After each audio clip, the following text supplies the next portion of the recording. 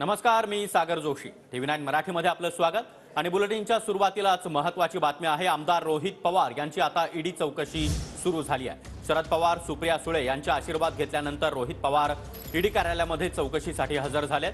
शरद पवार यांच्याकडून रोहित पवारांना यशवंतराव चव्हाणांचं पुस्तक देखील भेट देण्यात आलंय. रोहित पवारांच्या समर्थनात राष्ट्रवादीच्या कार्यालयाबाहेर कार्यकर्त्यांची मोठी गर्दी देखील झाली आहे. तर 10:30 वाजता रोहित पवार ईडी कार्यालयामध्ये दाखल झाले. यावेळी सुप्रिया सुळे, त्याचबरोबर आमदार सुनील भुसारा, आमदार संदीप क्षीरसागर हे देखील ईडी कार्यालयापर्यंत रोहित पवार यांना सोडण्यासाठी गेले. त्यानंतर सुप्रिया सुळे यांनी राज्य सरकारवर जोरदार टीका केली आहे. तत्पूर्वी शरद पवार यांचे आशीर्वाद रोहित पवार यांनी घेतले. यावेळी शरद पवारांनी रोहित पवारांना संविधानाचं पुस्तक, त्याचबरोबर यशवंतराव चव्हाण यांचं पुस्तक देखील दिलं आणि यशवंतराव चव्हाण यांच्या विचारानेच पुढे जात रहा अशा सूचना देखील यावेळी शरद पवार यांनी रोहित पवारांना दिल्या.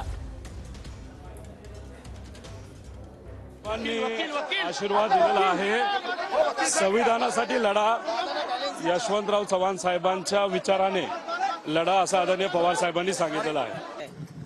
एकतर सत्यमेव जयते, सत्याचा विजय होईलच.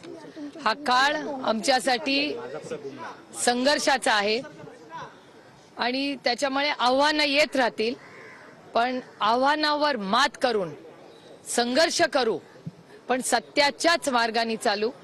हा विचार कैलासवासी यशवंतराव चव्हाणांचा जो वारसा आहे तो पुढे न्यायचं काम आदरणीय पवार साहेबांनी गेले 6 दशके केलंय आणि तोच महाराष्ट्राचा स्वाभिमान. याच्यासाठी आम्ही आज ही आमची लढाई आहे.